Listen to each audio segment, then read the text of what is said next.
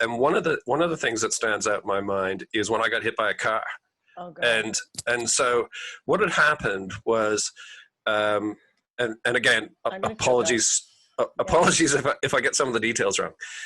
So what had happened is, I think Mom had sent us to post a letter in the mailbox. Yeah. And the mailbox for us was on the other side of the street and down about a block or something like that. Okay. Yep. And so Shauna's 2 years older, and it was probably one of those things where I wanted to do it myself, but my mom's like, no way, your sister's taking you to the mailbox, you know. Okay. And how old were you? So I think 5. I was 4. Oh, okay, 5. 3. So I would have been 3. You were 3 towards 4, okay. something like that. So we're both little kids. It's like, no, the responsibility is on the 5-year-old. You know. So anyway, long story short, I think that whatever happened, I was just really rubbish at looking both ways and everything else, listening, paying attention to anything. You know, it's like, oh, look, a fly. And anyway, I run out in front of a car and the car manages to slam on his brakes, but not before connecting with me. And but literally, it ran over you, like it ran, like no, like I mean, I don't mean the wheels hit him. I mean the car went over his body, but it just grazed him basically. Like he was so lucky. Like the car went over him, but didn't roll over him like the. So yeah, number 9 went to number 8 for the first time there in terms of lives left, and so yeah, I think it basically sort of I fell under the car and I think it caught hold of my coat or something like that and dragged me, and so the worst of my injuries were just loads of being dragged along the pavement. But anyway. Yeah, cut some bruises. I'm beside myself. Oh, it was so traumatic. I can still remember. It takes me back to that day, literally. Oh my God! Like Shauna, scary. I'm in a full sweat here. Like as a big sister and as a parent, I'm just like, that's my nightmare. So here's the thing, which I think is bang on what we're talking about here, and that is that I remember almost. Like very little about this happening now, and we're lucky that there's a couple of photos kicking around of us at the time where I'm like got scabs on my face and stuff. So it really happened. Yeah. But what I remember is, I remember the impact with the car. I sort of remember that and everything else, but I remember the immediate after offense, which is. The guy that was driving the car was, as you can imagine, was freaked out. He hasn't done anything wrong. Some kids darted in front of his car. And then my mom appearing on the scene because this happened like right in front of our house. Yeah. And my mom being, just almost hysterical about it. But within seconds, her hysteria turns from the situation to sort of like, Shauna, how could you have let this happen? And of course, Shauna had nothing to do with it at all. There was nothing in the world she could have done to stop me from shooting out in front of this car without looking. But it was because just like, remember, this is 10 minutes, not even 10 minutes, 5 minutes of action since it's like, here's a letter, take it to the post office. 5 minutes later, there's a car screeched and I'm on the ground on the road, right? And so in my mom's mind, she's just thinking, I literally just asked you to take care of Shane on the way to the mailbox. But Shane wouldn't listen, and Shane ran out on the road, and I couldn't do anything about it. But you were 5. So, and I was 5. And so what happened next after Mom blamed me was we went to the hospital. And I had to alone talk to the police officer at 5 years old and tell the police officer what happened. And I had to tell the police officer I was supposed to be looking after him, and so there was that. And my mom kind of looking at me like, that. And then telling the cop that we were walking and he did have my hand, but he shook me loose and he ran out onto the road, so. That's a really interesting thing is that I have no recollection of any of that stuff. So I didn't know any police were there or anything else. And so to my mind, what I was saying in the beginning was, I know that Shauna had to put up with some of the stuff, even though I didn't even see it happening or whatever. I just sort of knew that on the periphery of my life really was Shauna taking a lot of the flack, even for the things that I did. Right. I had a lot of responsibility. Like my dad was an oldest of 8 kids.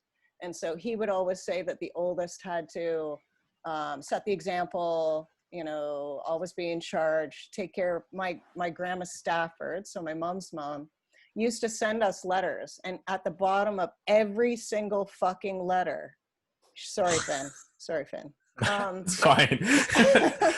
You know, Auntie Shauna. Yeah. At the end of the letter, she would always say, take care of your brothers. Every single letter. But I want to fast forward because, you know, I think I really want to get your perspective, Finn, on your auntie. And I think even in listening to this conversation, like, does that sound like Shauna to you? Does that sound like Auntie Shauna to you, these stories? Well, yeah, I definitely see the being protective of Daddy, and and I've heard the story before, not in the great depth of Aunt Shauna taking all the blame for it. Being grilled by the cop. I might have left that out. Might have left that out. Oh, he goes to hospital. No, but yeah, 100%. I can see that happening, and I mean, I think it's been in the last few years that we've become a lot more connected, and yeah, I can totally see the taking all the responsibility and stuff. Because his dad's such an irresponsible loser. Man, like I see myself so much in you as you're responsible for your siblings. I mean, I think that, you know, I see and maybe you don't even see it, but sometimes the stress of having all that responsibility and having to, you know, do well in school and, you know, all of that stuff, I see it because I lived it. So I see you struggling sometimes, even though you don't say anything. And I don't mean struggling. I mean, it's kind of a conflict, you know, like, do I do this for myself, or do I do this for my siblings? Because one instance when, you know, Grandma Gail, remember when we were all here and I took Finn out to Tim Hortons and I said to him, get whatever donut you want. Get whatever you want. It's, you know, you don't have to share, you know, get whatever you want. And he picked something that he could share with his siblings. And that told me so much about his personality and great parenting. Oh, well. Oh, no, but I mean, that is it's a really great quality, because it's an empathetic quality, and it's a loving quality, and it's not necessarily a responsibility thing. It's also a wonderful character trait that I have come to appreciate as an adult. It's not a weakness, it's actually a strength. I think that in life, you go through experiences and things like that where, you know, you're both like on a set of scales or whatever. One of you's up in life and nailing it, and the other's in the you know, not doing so well. And that's just completely even, you know, and you need one another the same amount depending on where you are on the scales, you know. I think you and I got a lot closer during Mom's illness because we got to spend so much time together. I think definitely that Shane and I spent 2 full weeks together. A lot of it was alone together. You were staying with me, and, you know, we were, you know, going through a tough time with Mom's illness. And we just had a lot of conversations that we hadn't had in a long time. We caught up, and, you know, I always felt that we were so close. I did want to ask Finn one question.